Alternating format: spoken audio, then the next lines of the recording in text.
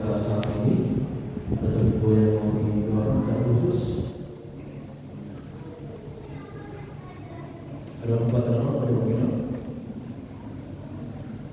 Apa semua secara khusus atau?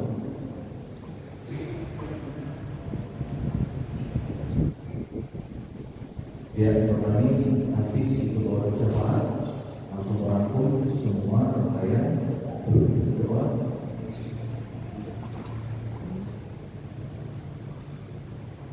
Kita masuk ke dalam ibadah kita, termasuk di dalam foto. Marilah kita mempersiapkan diri untuk memuji dan memuliakan Tuhan. Di dalam nama Allah Bapa dan Tuhan Yesus Kristus serta Roh Kudus, Pencipta langit dan bumi.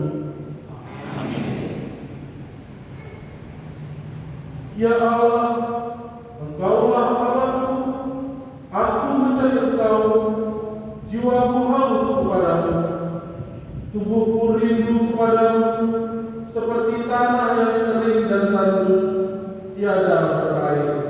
Marilah kita berdoa. Ya Tuhan Allah surgawi, pada saat ini kami datang ke hadapan-Mu dalam kerinduan untuk bersekutu denganmu. Kami memohon kepadamu, hadirlah Engkau di tengah-tengah kami melalui Roh Kudus. Bukalah hati nurani kami untuk menerima dan menghayati firman-Mu sebagai sumber kehidupan rohani kami. Amin. Firman Tuhan bernyanyi dari buku nyanyian nomor 585 ayat pertama sampai ayat yang ketiga. Bernyanyi masuk dalam doa sepakat.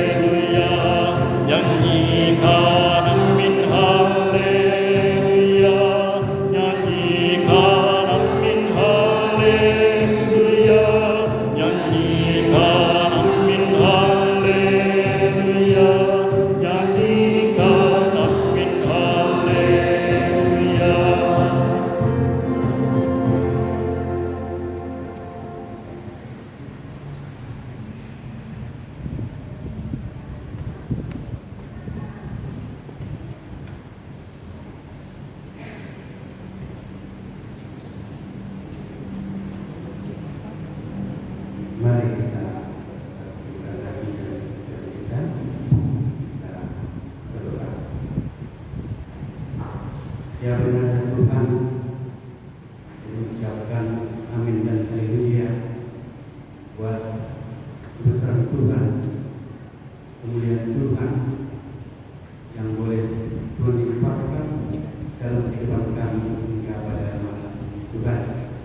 Kau boleh sertai kami, Kau boleh tuntuni kami Tuhan, jika kami boleh berada dalam keadaan sehat walafiat pada malam ini, boleh hadir bersama-sama kami Jemaat 3PS untuk memuji dan memuliakan kebesaran nama Tuhan di dalam kehidupan kami.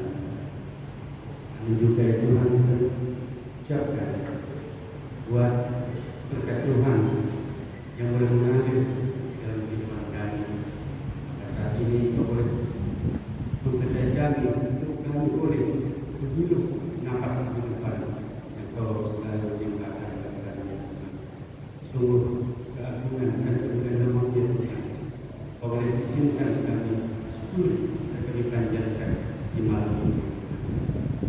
Tuhan kami di surga, izinkan kami Bapa untuk boleh memanjatkan kuasa kami pada malam Tuhan. Terlebih ya Tuhan, kiranya Kau boleh berkenan untuk mengampuni akan kesalahan kami. Terlebih ya Tuhan, Kau boleh menghapuskan segala dosa dan kesalahan kami Tuhan, yang boleh kami lakukan tidak sengaja maupun tidak sengaja. Terlebih ya Tuhan, perkataan, perbuatan, dan hati dan pikiran kami Bapa, sehingga kami boleh layak untuk memanjatkan kuasa kami hanya di dalam nama Bapa. Bapa kami di surga, kesempatan ini Tuhan, kami boleh berdoa buat warga 3PS Pontianak yang berhadir pada malam ini Tuhan. Begitu juga ya Tuhan, yang kita bisa hadir bersama-sama kami malam ini. Kami boleh menjadikan kiranya apapun yang menjadi halangan, apapun yang menjadi pergumulan kami dalam kehidupan kami, baik dari segi perekonomian, baik dari segi waktu maupun apapun itu Tuhan, Kaulah yang lebih tahu dalam hati dan pikiran kami. Kiranya Tuhan, Kau mampukan kami untuk boleh melewati itu semua, sehingga semuanya Tuhan boleh berjalan sesuai dengan kehendak Bapa. Begitu juga Bapa, apabila ada jemaat-Mu yang saat ini dalam keadaan lemah lesu, baik dalam tuan, baik dalam kesehatannya Tuhan, Kau boleh jamah, Kau boleh tuntun, Kau boleh berkati, sehingga semuanya boleh berjalan seturut dengan kehendak Bapa. Bapa kami di surga, juga ya Tuhan, buat anak-anak kami, baik dalam pertumbuhannya, baik dalam sekolahnya, begitu juga buat pemuda, baik dalam pencarian pekerjaan maupun jodoh. Kiranya Tuhan, Kau boleh tuntun anak kami Tuhan, sehingga apa yang menjadi harapan mereka, apa yang menjadi keinginan mereka Tuhan, boleh Kau berkati sehingga semuanya boleh tercapai sesuai dengan kehendak Bapa. Juga ya Tuhan, buat pelayan ya Tuhan, yang boleh melayani-Mu di gereja Tuhan. Banyak hal, halangan, rintangan, baik melalui hati dan pikiran kami, baik melalui hidup kami, bahkan di dalam keluarga Tuhan. Kau boleh tuntun kami, kekuatan kami Tuhan, sehingga semuanya Tuhan boleh Kau izinkan untuk boleh kami jalan ini sesuai dengan harapan kami, terlebih kehendak Bapa. Kami juga Tuhan buat pendeta kami sekeluarga, dan Kau boleh berikan kesehatan dan kemampuan lebih lagi Tuhan, sehingga cahaya boleh menemui kehidupan mereka, boleh terpancar di dalam Tuhan. Kami yakin dan percaya ya Tuhan, apapun menjadi keinginan dan harapan kami imani dan kami amini bahwa itu semua ya Tuhan seturut dengan kehendak-Mu,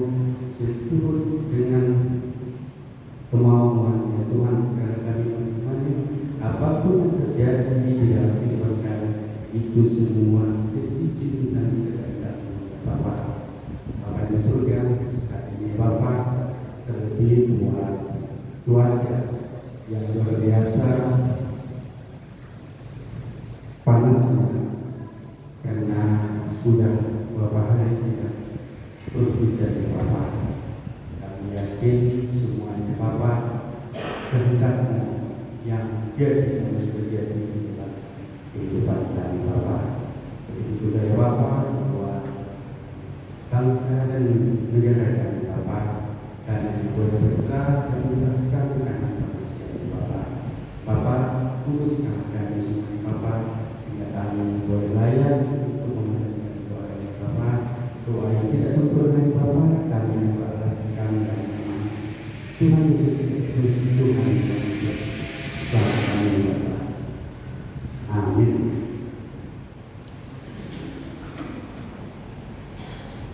Jemaat Tuhan, kita masuk monggo dari luar rumah. Kembali kita bernyanyi dari buku nyanyian nomor 789 ayat yang pertama sampai dengan ayatnya yang ketiga. Kebenarannya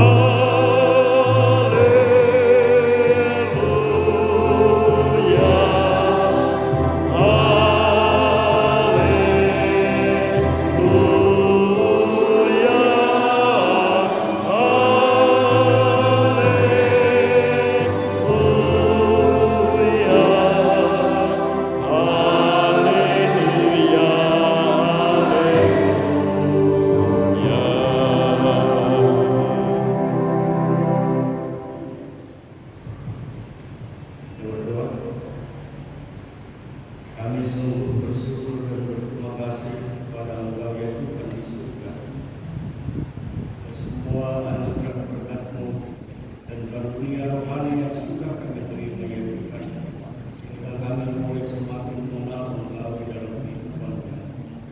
Kami juga berterima kasih ya Bapa, sebab Engkau boleh kumpulkan dengan di sini, boleh bersama-sama memuji dan memuliakan Engkau.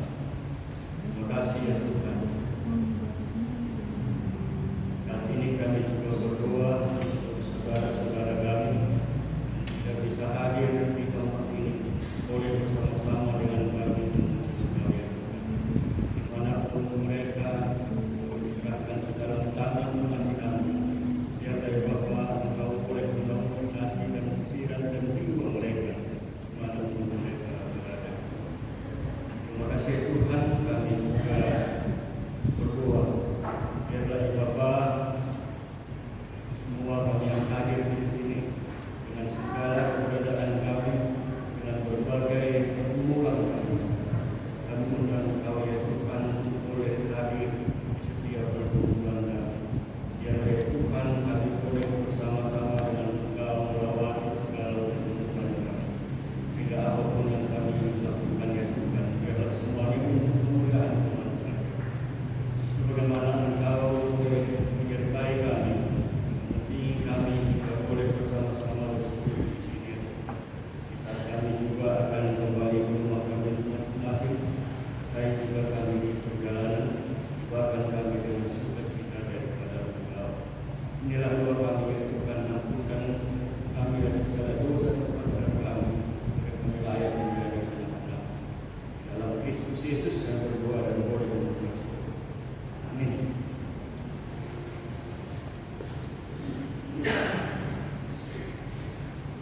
Jemaat Tuhan, kami mendengarkan firman Tuhan. Supaya oleh yang banyak itu mari kita bernyanyi dari penyanyian nomor 769 ayat yang pertama sampai ayat yang kedua.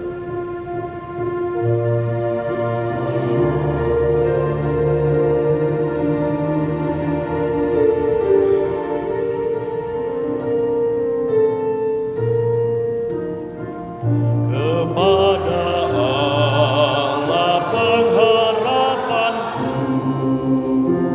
di darat di waktu manapun, kepadanya ku percaya. Bapa di surga sumber hidupku, walaupun badai ombak menderu, aku berharap pada Allahku. Ku tak gentar karena ku tahu Tuhan selalu menjaga hidupku.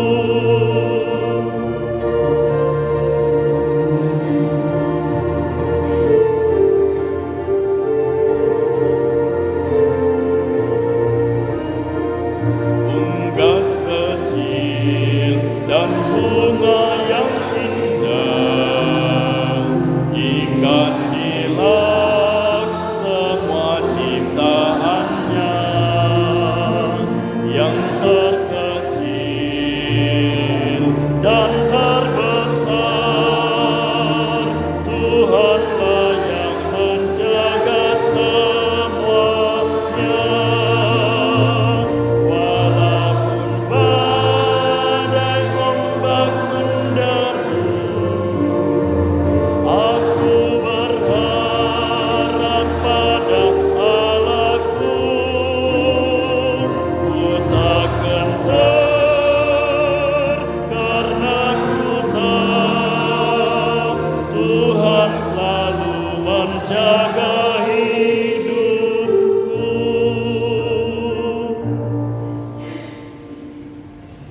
Kita berdoa.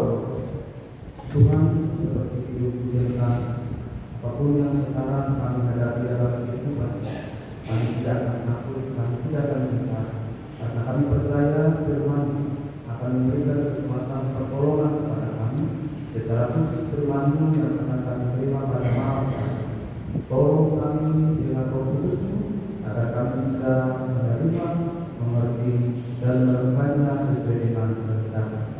dalam nama anakmu Tuhan Yesus kami berdoa. Amin. Jemaat yang terkasih, mari kita buka kita firman Tuhan yang menjadi renungan kepada kita malam hari ini diambil dari kisah pengalaman Daud yang menjadi kisah yang kita tahu dengan detail bagaimana Daud dan Batseba berzinah. 2 Samuel 11 ayat 1 sampai ayat yang ke-15. Demikianlah firman Tuhan. Daud dan Batseba.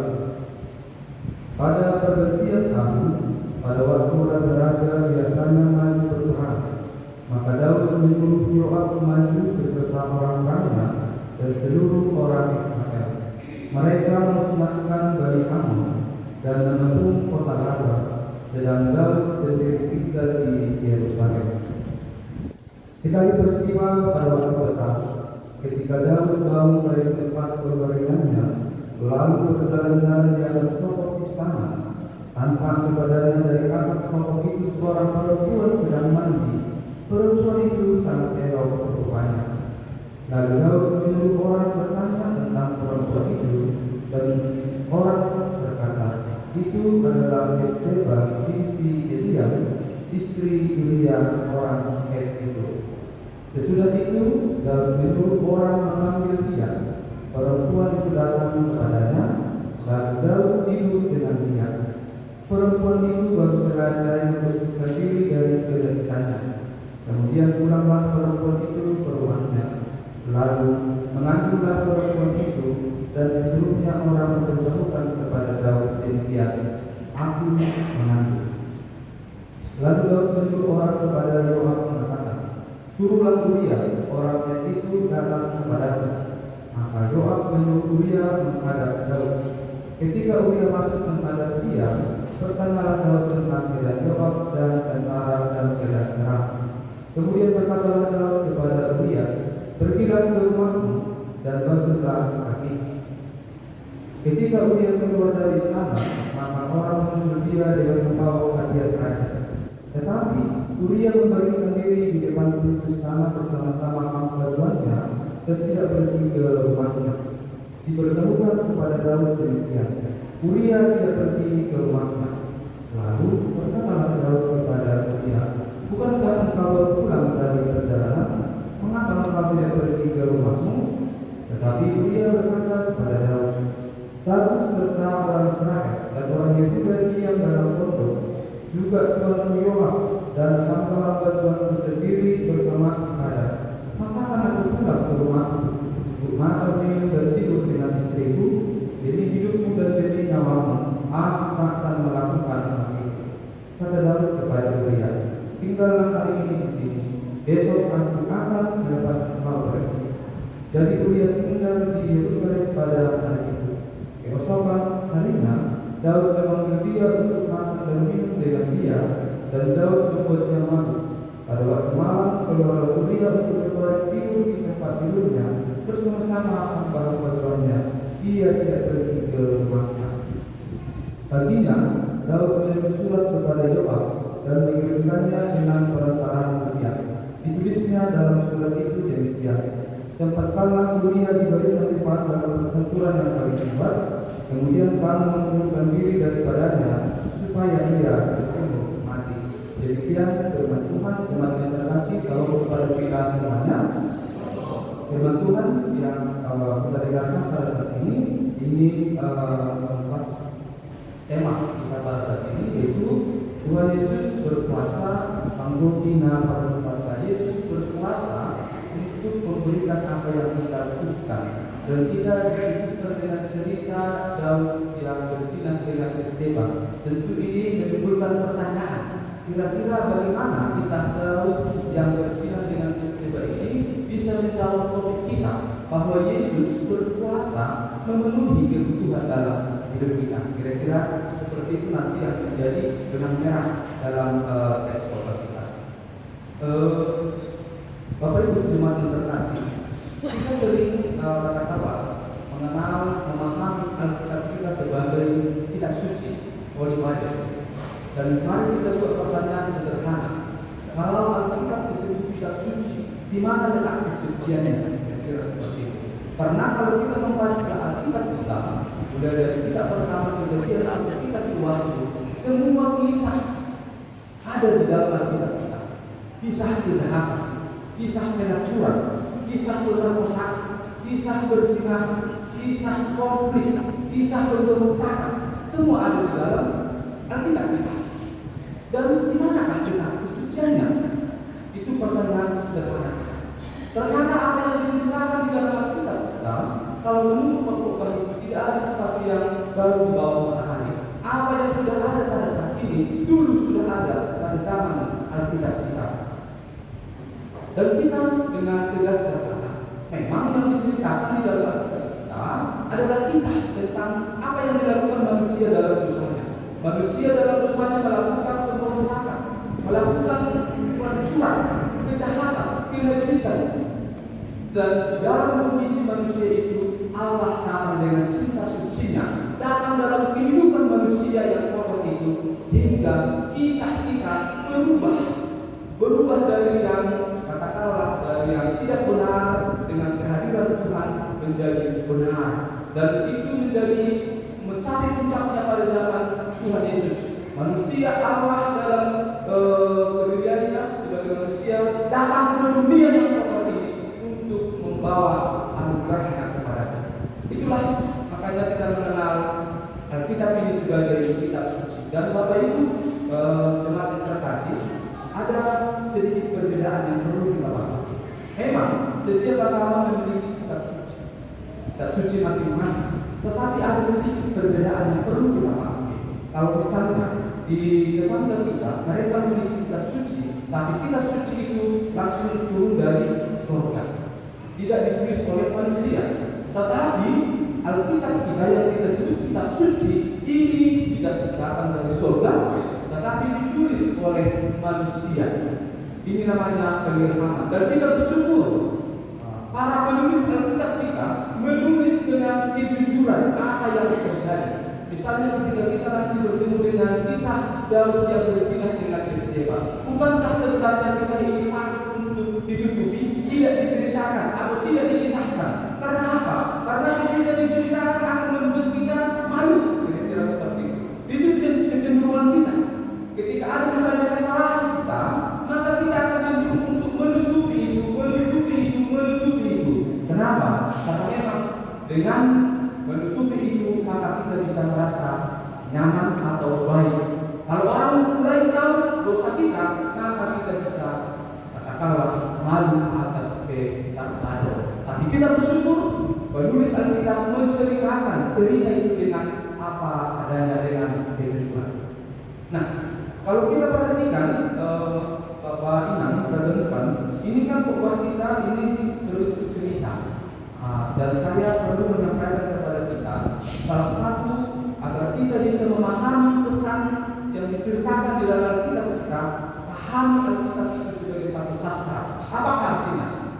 Alkitab sebagai satu sastra, di dalam Alkitab kita ada cerita puisi, ada cerita berbahasa, ada cerita narasi, ada cerita perumpamaan, dan sangat berbeda pesan yang mau disampaikan. Misalnya secara khusus pada cerita, kita ketahui cerita itu dibentuk dengan ada alurnya, ada tokohnya, ada konfliknya, ada latarnya, ada gaya bahasa, ada sudut pandang, dan terakhir nanti berbicara apa pesan dari cerita tersebut. Dan itu yang nanti yang menarik nanti untuk kita.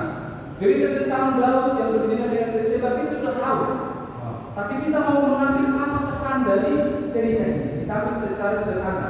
Kita belajar dari tokoh yang muncul misalnya. Berapakah tokoh yang muncul dalam cerita kita ini? Ada 4 tokoh yang muncul. Pertama, Daud. Apa pekerjaannya? Raja. Yang kedua itu Yoab, dia panglima perang Daud.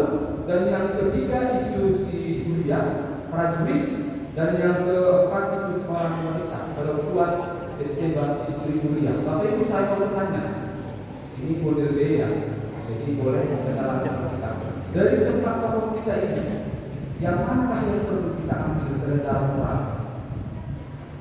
Apakah si Daud, apakah si Yoab, si Uria, atau si Batseba?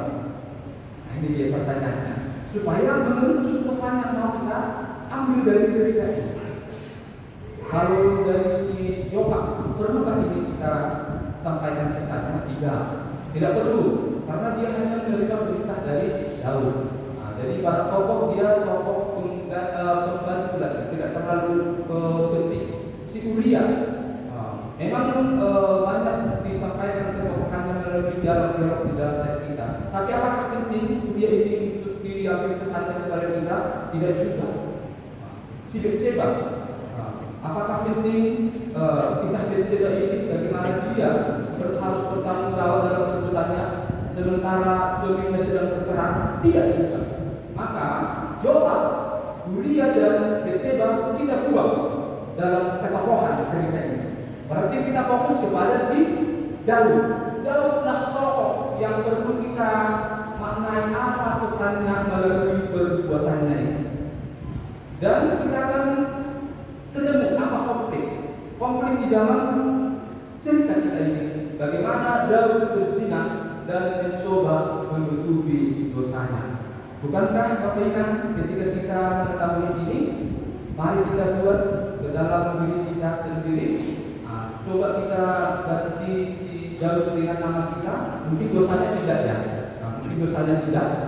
Tapi mungkin ada dosa yang lain, tapi namanya adalah nama kita. Misalnya pendeta, Detri, mencuri dan mencoba menutupi dosanya. Bisa ya? Situa Jetriko, Situa Jetriko Saragi mencuri dan mencoba menutupi dosanya. Mari kita buat cerita ini menjadi cerita kehidupan kita. Karena ini yang menjadi konflik yang selalu muncul dalam hidup kita, Bapak. Apapun yang kita lakukan terutama dosa, kecenderungan kita adalah selalu berusaha menutupi dosa-dosa. Tapi kita belum ketemu. Topik kita kan tadi bicara tentang bagaimana topik kita Yesus mencukupi segala kebutuhan kita. Ini topik kita. Ada ceritanya seperti ini. Topik kita Yesus berkuasa mencukupi kebutuhan kita. Belum ketemu. Tapi setelah kita menemukan kisah ini, ada 3. Ada betul Bapak yang menjadi pesan rohani kepada kita dari kisah ini untuk menjawab topik kita. Yang pertama, Yesus berkuasa memberikan apa yang kita butuhkan, tapi tidak berkuasa memberikan segala keinginan. Apa yang tidak dimiliki oleh Daud sebagai raja? Harta dia miliki, kuasa dia miliki, prajurit dia miliki. Semua dimiliki oleh Raja Daud. Dan Raja Daud ini sangat enak hidupnya. Panglima Yoab dengan prajurit yang lain pergi berperang, dia tinggal di istana. Kenyamanan dia miliki. Apa yang tidak dimiliki oleh Daud ini sebagai raja? Dengan sederhana kita berkata, semua dimiliki oleh Raja Daud. Tetapi satu yang menjadi konflik di dalam Daud ketika dia memiliki keinginan. Allah memberkati kehidupan Daud. Ketika dia berperang, maka Allah memberikan kepadanya katakanlah kemenangan. Ketika Daud memerintah pada saat itu, Allah memberkatinya. Semua diberikan Allah kepada Daud. Apa yang Daud butuhkan diberikan oleh Allah. Kita tahu bagaimana Daud menjadi seorang raja pada saat itu. Yang tidak diperhitungkan oleh keluarga, dari mana yang tidak diperhitungkan, tak akhirnya Allah memberikan yang tidak diinginkan oleh Daud sendiri. Semua diberikan oleh Allah. Sehingga misalnya Daud pernah berdoa dalam doa itu, apakah saya dan siapakah keluarga saya sehingga saya bisa menjadi seorang raja di tengah-tengah kerajaan dan bangsamu. Semua diberikan Allah kepada Daud. Dan Allah berkuasa memberikan itu kepada Daud. Tapi Allah tidak berkuasa memberikan keinginan. Daud ini kan ceritakan dia pergi ke atas suatu istana. Saya tidak tahu, bayangkan dari atas rotok mungkin ada perumahan prajurit, dan di situ dia melihat ada seorang perempuan yang mandi dan selalu polanya sama. Sebagaimana Hawa mulai tergoda dengan pedang matanya, seperti itu juga lah Daud berzina. Kira-kira seperti itu. Dosa selalu dimulai dari mata. Dari mata turun ke Kalau cinta, dari mana datangnya cinta? Dari mana firmannya? Dari sawah dekat itu kan? Sedang kebinang. Ya. Dosa selalu datang dari mana? Coba kita lihat jauh, melihat berjalan di atas pokok pada satu tempat, dan dia melihat di bawah istana itu ada seorang perempuan yang sedang mandi. Itu kan laki kita. Dan jauh ini laki-laki. Dan dia bertanya kepada yang lain, siapakah dia? Dan sebenarnya bisa berhenti di situ ketika ada jawaban dari pertanyaan jauh, yaitu istri Uria orang Het. Sudah, dia tahu Batseba yang sedang mandi itu adalah istri orang lain. Sudah cukup sebenarnya untuk membuat dosa itu berhenti. Keinginannya untuk melihat itu sebenarnya bisa berhenti di sana, tetapi tidak. Daud memiliki keinginan, dan keinginan ini menurut Yakobus dosa dari situ. Keinginan yang dibuahi, dan disitulah Daud akhirnya membuahi keinginannya. Sudah tahu Batseba itu istri Uria, tidak takut, tapi dia akhirnya menyuruh orang lain mengambil Batseba. Dan yang salah Batseba, kenapa Batseba mau? Karena yang menyuruh ini adalah raja. Yang menyuruh ini raja bisa. Aidan nabe raja Kutuba ulang berbul. Aku katakan saja. Alanya, aku bilang raja itu bagi kami 1172 biaya. Ini dalam ceritanya 2017 tahun yang lewat. Jadi yang mengembang orang sudah 2000 bilang malam. Jadi Batseba nggak salah di sini, nggak salah. Dan khotbah pesan yang pertama, dan ini juga menjadi pesan kepada kita. Allah sanggup Bapak Ibu, apapun yang kita butuhkan dalam hidup ini, Allah sanggup memberikannya. Tapi ketika kita berbicara tentang begitu banyak keinginan-keinginan dalam hidup kita, maka Allah tidak akan berkuasa memberikan keinginan itu lebih daripada apa yang bisa Dia berikan. Karena apa? Karena manusia ini penuh dengan keinginan-keinginan, dipenuhi dengan ini, maka dia akan mencari yang itu. Setelah dapat itu, dicari lagi. Dan Allah tidak berjanji memberikan apa yang manusia inginkan, tapi kalau manusia yang butuhkan, Allah akan berikan. Ini yang pertama. Yang kedua, beranjak dari situ ada satu tulisan hikmat dari pengkhotbah yang ingin saya ceritakan kepada kita. Ini menceritakan betapa tidak pernah puasnya manusia dalam hidup ini. Pengkhotbah 1 ayat 8. Segala sesuatu menjemukan sehingga tak terkatakan oleh manusia, mata tidak kenyang melihat, telinga tidak puas mendengar. Mata tidak kenyang melihat dan telinga tidak puas mendengar. Ini menunjukkan betapa keinginan manusia tidak akan pernah bisa terpuaskan. Tidak akan pernah bisa terpuaskan. Kalau Daud jatuhnya pada perempuan, si Batseba itu mungkin kita jatuhnya tidak di sana.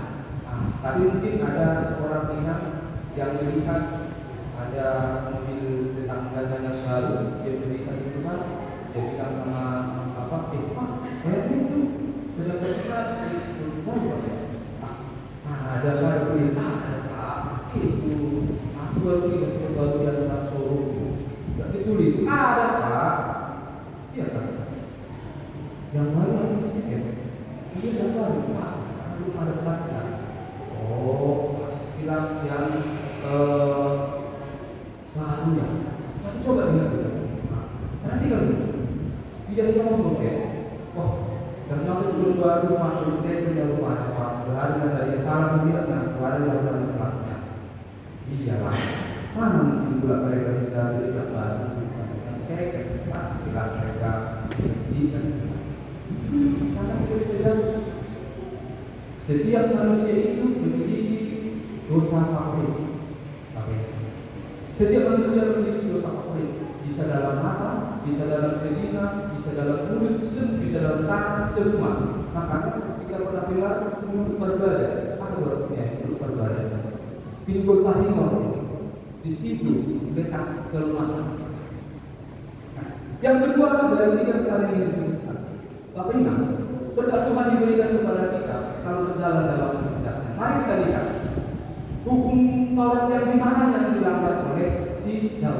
dia berzina. Itu larangan firman Tuhan yang ke-7, jangan berzina. Kemudian si Daud mengingini istri orang lain. Itu hukum yang ke-10, jangan mengingini istri orang lain, jangan mengingini hartanya, dan selanjutnya. Kemudian Daud membunuh. Itu hukum Taurat yang ke-6, jangan membunuh, jangan berzina, jangan membunuh, jangan mengingini. Inilah yang dilakukan oleh si Daud dalam Eskita. Dan kita mau bertanya, bagaimanakah Daud akan diberkati oleh Tuhan kalau hidupnya berjalan di luar kehendak Tuhan? Tentu tidak akan bisa. Dan sama halnya dengan kita juga, bagi mana Tuhan akan memberikan berkatnya kepada kita sepanjang kita berjalan di dalam kehendak Tuhan. Misalnya dari ruangan kan terang itu. Dan firman Tuhan itu menurut Mazmur 119 firman Tuhan itu adalah seperti pelita yang memberikan terang dalam hidup kita. Kalau di luar ini kan gelap, di luar gelap.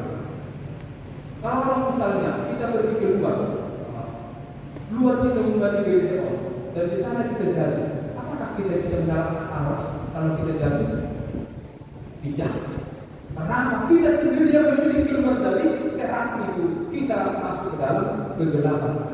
Jadi dari tahun memang seperti itu. Allah akan memberikan segala yang kita butuhkan dalam hidup kita kalau kita berjalan di dalam kehendak Tuhan. Yang terakhir, keinginan manusia memang maksud terperbarui dan diarahkan kepada kehendak Tuhan. Coba kita lihat. Si Daud ini adalah kalau dalam film pembunuh berdarah tinggi. Pembunuh berdarah tinggi. Pertama, strateginya. Ketika tahu ini adalah berita yang dihindari oleh laki-laki yang suka berzina, datang si Seba menyampaikan kepada orang lain, aku mengandung. Ini adalah berita buruk ini kepada si Daud, bukan berita baik. Karena kenapa si Daud memberikan strategi untuk membunuh dia? Karena Daud juga tahu yang dia lakukan itu salah, maka dia merencanakan membunuh si Uria pada akhirnya. Aku mengandung, kata si Seba ini berita buruk. Dan kalau kita baca berita-berita yang sering terjadi, ada seorang pacar membunuh pacarnya. Kenapa? Karena tidak Tuhan. Ternyata sudah beri ke atas sampai berita dia sudah kalah. Kira-kira seperti itu. Dan seperti juga si Daud. Kemudian dia ada 3 strategi si Daud. Ada 3 strategi Daud supaya dosanya tidak diketahui. Pertama, dia menyuruh Yoab supaya si Uria pulang dari peperangan. Disuruh si Uria pulang dari peperangan dan basa-basi sebentar bagaimana peperangan, bagaimana Yoab, oke, pulanglah ke rumah. Dengan harapan dia akan bertemu dengan istrinya. Wajar. Tapi tidak berhasil. Ketika dia memilih tidak kembali ke rumahnya di rumah, dan bagaimana mungkin aku ke rumahku bertemu dengan istri sementara para juri itu dan kita itu ada di peperangan. Tidak berhasil. Kemudian dia berpikir, bagaimana caranya lagi? Waktu kita kembali hidup, dan dia tahu ini Daud ini. Bagaimana strategi kedua? Membuat si Uria mabuk. Karena Daud tahu orang yang mabuk ini akan kehilangan kesadaran dan kira-kira seperti itu. Dan memang seperti itu kan? Mungkin ingatkan Nabi sangat kami dengan Rasul Tuhan Nabi. Anggo Uria kan? Ya wanita lebih dari 2 saya rumah sama 4 ngomong berkusia bilang. Tapi memang sudah setuju kalau berpikir kita misalnya dalam hubungan nanti kira-kira malah lewati naik untuk juga katakan nanti jadi meninggal ini domen enak ini menjadi kan bukan dulu jadi ya tapi kenapa masih cerita kenapa kuliah kan akhirnya kuliah sampai di waktu jam binang kalau di Sian masih kita budak hanya cerita yang pertama cerita yang kedua setelah hasil manda budak kami Raima itu cuma pinggir dalam jumlah kanan terpuruk lebih ke dalam kerja malu itulah maka firman Tuhan kalau kita baca salah satu misalnya Amsal dia menginginkan anaknya tidak dekat sambil anggur. Karena anggur itu bisa membuat kita tidak bisa mengontrol atau mengendalikan diri. Soalnya mesti dia kembali Syria, gimana? Dia akan pulang, dia akan lakukan sesuatu pekerjaan di luar dari apa yang sadari, tidak juga berhasil. Dan yang ketiga, strategi makanan Tuhan Daud ini adalah orang yang pemburu berdarah tinggi. Dia panggil si Yoab, dia buat surat, dan di dalam surat ini kita sangat tertahan sebelum dia berserta dengan supaya dia mati. Yang membawa surat ini siapa? Si Uria sendiri. Tapi dia tidak tahu apa isi surat ini. Tidak tahu. Akhirnya Uria dan persyaratan yang disebutkan tadi. Keinginan manusia keinginan kita orang yang harus kita berdoa supaya keinginan kita yang keinginan dan sampai 3 kali tidak. Sebenarnya cukup sekali ada tanda itu sudah terjadi. Tapi sampai mati si Uria, keinginan itu harus dilaksanakan. Maka apapun keinginan kita bagi berdoa apa ya keinginan kita itu dan keinginannya diperbaharui oleh Tuhan, sehingga kehendak kita menjadi kehendak. Amin. Kita berdoa. Terima kasih Tuhan, kami bisa belajar dari kehidupan Daud yang jatuh di asli. Bagaimana dia Tuhan dibawa oleh keinginannya yang lebih jahat dan buruk, dan itu menjerumuskan dia kepada satu pidana yang tidak tahu. Karena itu Tuhan biarlah ini menjadi pesan yang luar biasa kepada kita. Engkau berkata yang Tuhan, bahwa Engkau akan memberikan segala apapun yang kami butuhkan. Tapi Engkau tidak berkuasa yang Tuhan memberikan apa yang menjadi segala keinginan kami. Dari Daud kami belajar bahwa keinginan kami bisa membawa kami kepada perbuatan yang tidak menyenangkan Engkau. Tapi itu biarlah hati kami berbaharui, sehingga kami selalu berjalan dalam terang kehendak. Kami melakukan firman ya Tuhan, sehingga apapun yang ingin kami doakan, yang kami butuhkan dalam hidup ini. Kalau ada jemaat yang membutuhkan pemulihan dalam hidup ini, baik dalam pemulihan karena kesehatan, karena kelemahan tubuh, ekonomi, sakit penyakit, Tuhan ajarkan kami bahwa Engkau akan selalu memberikan apa yang kami butuhkan itu, asal kami berada di dalam firman. Kami tidak dibawa pada keinginan-keinginan yang kami ini ya Tuhan. Diberkatilah kami, diberkatilah jemaat dengan firman pada saat itu. Dalam nama Tuhan Yesus Kristus kami berdoa. Amin.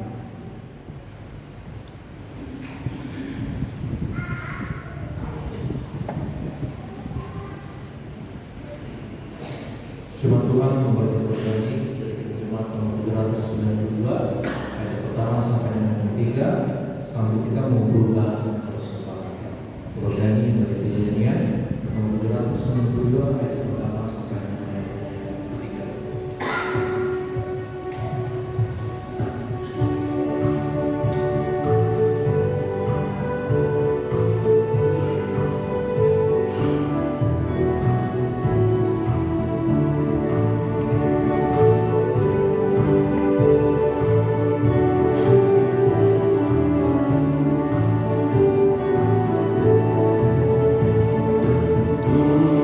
Datanglah dan beri berkat, damai dan kuasa-Mu.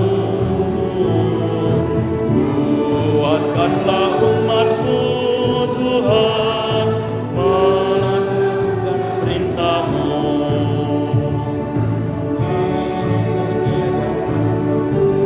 Tolonglah aku jadi saluran berkat-Mu. Hiburan diberi, pertolongan pun diberi.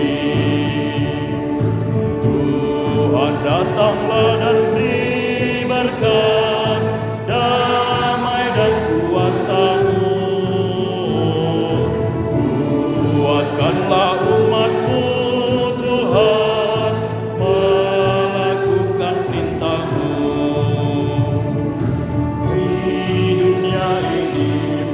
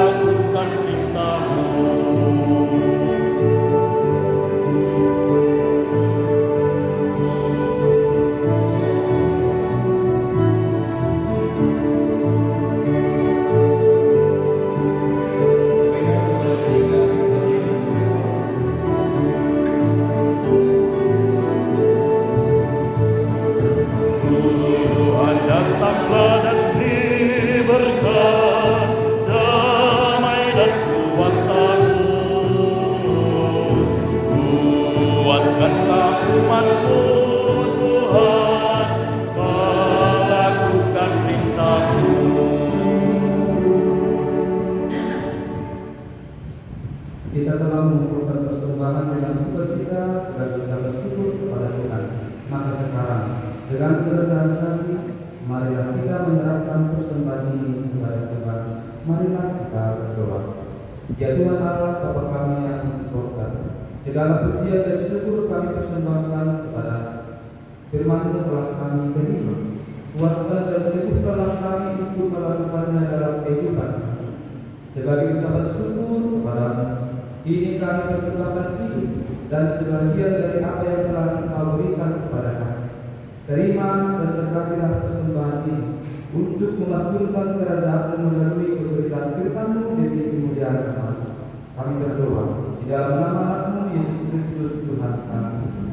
Amin. Marilah kita bersama-sama berdoa seturut dengan doa yang diajarkan Tuhan Yesus kepada murid-murid. Bapa kami di surga, dikuduskanlah nama-Mu, datanglah kerajaan, jadilah kehendak-Mu di bumi seperti di surga. Berikanlah kami pada hari ini makanan kami yang secukupnya, dan ampunilah kami kesalahan kami, seperti kami juga mengampuni orang yang bersalah kepada kami. Dan janganlah membawa kami ke dalam pencobaan, tetapi lepaskanlah kami daripada yang jahat. Karena Engkau yang punya kerajaan dan kuasa dan kemuliaan sampai selama-lamanya. Amin. Terimalah berkat dari Tuhan Allah. Kasih karunia Tuhan Yesus Kristus dan kasih setia Allah Bapa serta persekutuan Roh Kudus menyertai kamu sekalian. Amin.